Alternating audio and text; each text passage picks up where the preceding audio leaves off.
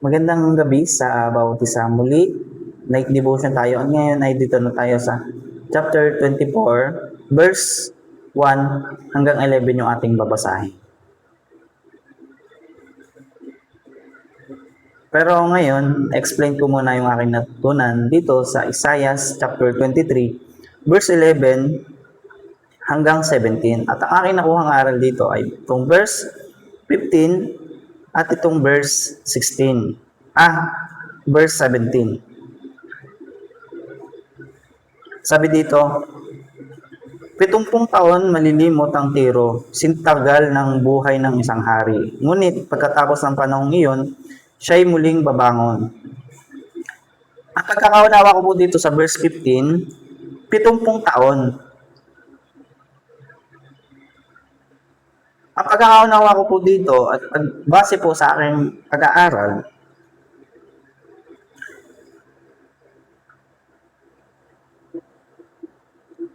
ito po yung pagkakaunawa ko lang po ha. Sana po ay unawain nyo po. Pagkakaunawa ko po dito, ito pong verse 15, tumutukoy po ito sa pagsubok. Darating po ang panahon, sorry. Kung tayo man po ay nasa pagsubok, tayo po ay magpakatatag. At tayo po ay patuloy na magtiwala sa Panginoon. Yun po yung aking pagkakaunawa po dito. At sa kabila po ng pagsubok na yan na ating nararanasan, kasama pa rin po natin ng ating Panginoon na laging nariyan upang tayo ay gabayan at tulungan sa pamamagitan ng mga tao na kanyang ginagamit sa ating buhay. Pwedeng kapitbahay natin, pwedeng kapamilya natin, or pwedeng kaaway natin. At sana po ay nauunawaan niyo po yung aking explanation patungkol po dito sa verse 15. At dito naman po sa verse 17, pagkatapos ng 70 taon, muling lilingapin ni Yahweh ang lungsod ng Tiro. Manunumbalik ito sa dating pamumuhay at ibebenta ang sarili sa lahat ng kaharian sa daigdig. Isama ko na din po itong verse 18. Ang kanilang tutubuin sa hanap buhay ay hindi na nila iipunin, sa halip ito ay ihahandog nila kay Yahweh upang pagbili ng pagkain at suotan ng mga sumasamba sa Panginoon. Di ba ang ganda nitong verse na to? At ang aking pagkakaunawa dito, bagamat tayo ay nakaranas ng pagsubok o nakakaranas ng pagsubok, nabanggit ko na laging nariyan ang ating Panginoon sa ating buhay upang tayo ay gabayan. At ito yon yung pagkakaunawa ko po dito sa verse 17. Pagkatapos ng pagsubok na ating naranasan, manunumbalik tayo sa ating pamumuhay. Yung pamumuhay na maayos, merong wisdom sa ating kaisipan, kapayapaan, at kagalakan.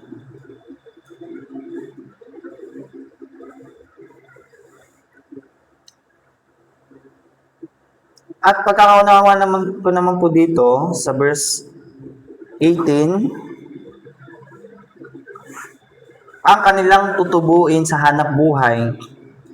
Muli tayong magkakaroon ng trabaho, oportunidad po sa ating buhay, oportunidad upang tayo ay magkaroon ng source of income para sa pagkain, kasuotan, upang gamitin natin sa ating pagdalo sa ating mga gawain sa church. Yun po yung pagkakaunawa ko po dito sa verse 17, verse 15, 17 hanggang 18. Isanama ko na lang din po yung 18 dahil isa din po yun sa aking natutunan. Na yung kanilang naipon na pinagbentahan ng Sabi dito, sa verse 17,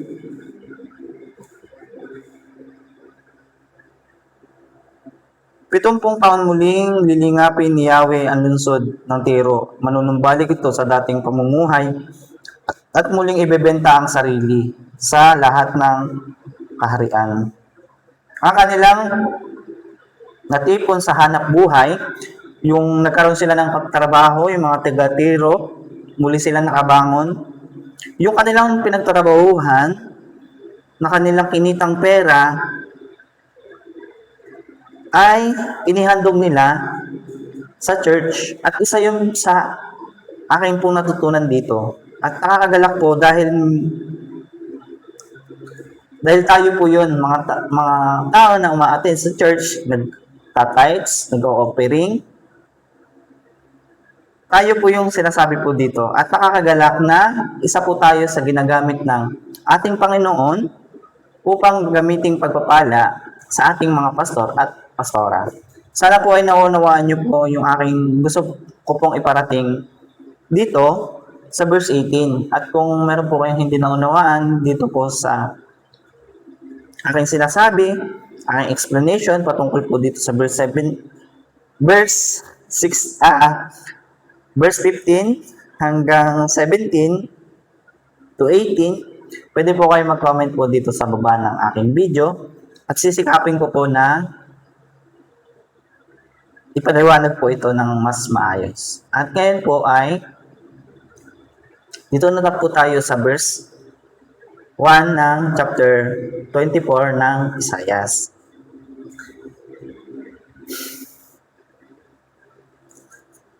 Ang daigdig ay wawasakin ni Yahweh, sasalantahin niya ang lupain. Ang mga lupain at pangangalatin ang mga tao, isa-isa ang sasapitin ng lahat. Mayaman at pari, alipin at Panginoon, alila at may-ari ng bahay, nagtitinda at namimili, nangungutang at nagpapautang, mawasak ang daigdig at wala ng papakinabangin dito. Mangyayari ito sapagkat sinabi ni Yahweh, matutuyo at malalanta ang lupa, manghihina ang buong sanlibutan, ang langit at lupa ay mabubulok. Sinira na ang daigdig ng mga naninirahan dito dahil sinuway nila ang katuruan ng Diyos at nilabag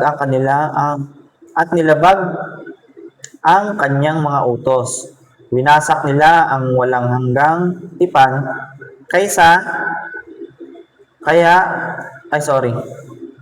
ulitin ko lang, verse 5. Sinira na ang daigdig ng mga naninirahan dito dahil sinuway nila ang katuruan ng Diyos at nilibag ang kanyang mga utos. Winasak nila ang walang hanggang tipan.